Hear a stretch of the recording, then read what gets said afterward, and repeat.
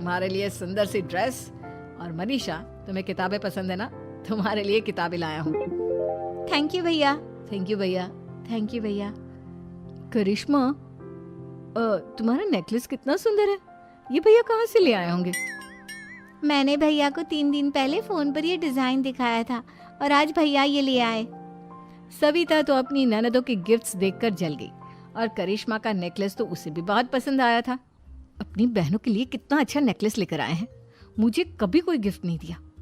मैं आज ही ये हार चुरा लूंगी। रात में सविता करिश्मा का हार चुरा लेती है, और इसी तरह उसे अपनी ननदों की जो भी चीज़ अच्छी लगती वो उसे मांगती नहीं, बल्कि रात के अंधेरे में चुरा लेती।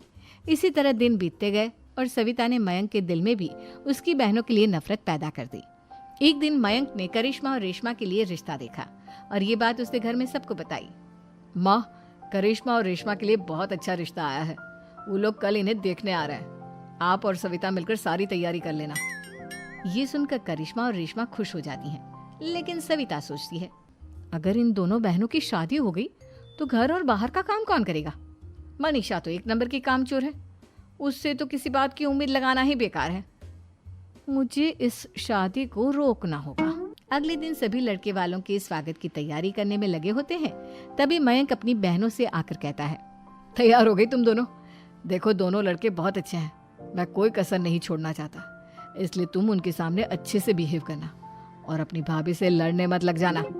करिश्मा, तुम वो नेकलेस पहन लो ना जो मैं तुम्हारे लिए लाया था। भैया, मैं बहुत देर से वो नेकलेस ढूंढ रही हूँ, लेकिन मुझे मिल ही नहीं रहा। क्या तुमने नेकलेस खो दिया? तुम्हें पता भी है वो कितना महंगा था, तुम कोई काम ढंग से नहीं कर सकती। मयंक गुस्से में वहां से चला जाता है। थोड़ी देर बाद लड़के वाले भी आ जाते हैं, वो दोनों बहनों को पसंद कर लेते हैं और रिश्ता पक्का हो जाता है। लेकिन सविता के दिमाग में तो कुछ और ही खिचड़ी पक रही थी। वो पंडित जी के पास करिश्मा की कुंडली लेकर जाती है, और उन्हें पैसे देकर करिश्मा की कुंडली बदलवा देती है। जब लड़के वालों के पास करिश्मा की कुंडली जाती है तो वो दुर्गा को फोन करते हैं। बहन जी, हमने करिश्मा की कुंडली अपने पंडित जी को दिखाई थी। आपकी बेटी की कुंडली नहीं बल्कि दोषों का पिटारा है। देखिए, मैं और मेरे पति इन सब बातों में बहुत विश्वास करते हैं, इसलिए हम आपकी बेटी से अपने बेटे की शादी नहीं करा सकते। इस तरह करिश्मा का रिश्ता टूट जाता है, और सभी घर वालों को बहुत दुख होता है। अब कविता सोचती है, चलो, करिश्मा का तो रिश्ता टूट गया, अब रेशमा का भी रिश्ता तोड़ना है। क्या करूं, क्या करूं? अब सविता आवाज बदलकर किसी अननोन नंबर से रेशमा के होने वाले ससुराल में फोन करती है। हेलो, मैं कौन हूँ कौन नहीं ये आपके लिए जानना जरूरी नहीं, बस इतना सुन लो कि रेशमा का 2 साल से किसी के साथ अफेयर चल रहा है। बस रेशमा का रिश्ता तोड़वाने के लिए सविता का इतना कहना काफी था। अब रेशमा का भी रिश्ता टूट गया। मयंक और दुर्गा देवी ने रेशमा को खूब खरी खोटी सुनाई, और उससे बार बार उस लड़के के बारे में पूछने लगी। आप दोनों मुझे क्यों परेशान कर रहे हो? अरे कोई लड़का होगा मेरी लाइफ में तो मैं बताऊंगी ना, जब कोई है ही नहीं तो कहाँ से लाऊं मैं कोई लड़का? तो तेरे होने वाले ससुराल वालों को फोन किसने किया था? माँ, मैं नहीं जानती किसने फोन किया था, मैं सच कह रही हूँ। मैं तो पहले ही कह रही थी, इसकी लगाम खींच कर रखो, लेकिन मेरी सुनता ही कौन है। आप चुप रहिए भाभी, ये सब आपका ही किया धरा है।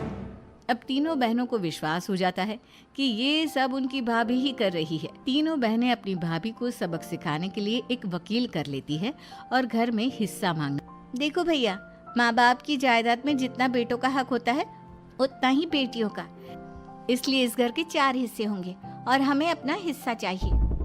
मैंने तुम्हारे लिए क्या क्या नहीं किया और तुम इस घर में हिस्सा मांग रही हो? भैया, आप और माँ हम बहनों की कोई बात नहीं सुनते हो, और भाभी हमारी शादी नहीं होने देगी क्योंकि उन्हें लगता है कि आप हमारी शादी में ज्यादा पैसा लगाओगे और उन्हें हम जैसी फ्री की नौकरानी कहाँ मिलेगी।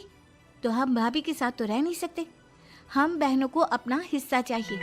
अरे तुम्हें शर्म आनी चाहिए अपने भाभी पर ऐसा इल्जाम लगाते हुए, वो तुम्हारे बारे में कितना सोचती है। हाँ माँ, भाभी हमारे बारे में बहुत सोचती है, दिन रात बस यही सोचती रहती है कि किस तरह से अपनी तीनों ननदों को परेशान करूं, और कभी मुझे पढ़ने भी नहीं देती। दोनों बहनों का रिश्ता भी तो इन्होंने ही तोड़वाया है, और रात में हमारे कमरे में आकर हमारी चीजें भी चुराती हैं। इसी तरह सविता की तीनों ननदें अपनी बात पर अड़ी रही अब कोर्ट में तारीख भी शुरू हो गई। जब सविता को लगा कि उसकी तीनों ननद इतनी आसानी से नहीं मानने वाली, तो उसने अपने पति और सास को सारी सच्चाई बता दी और अपनी तीनों ननद से माफी मांगी। मयंक और दुर्गा को भी अपनी गलती का एहसास हो गया। अब सविता खुद करिश्मा और रेशमा के लिए अच्छा रिश्ता ढूंढती है और उनकी शादी करवाती है।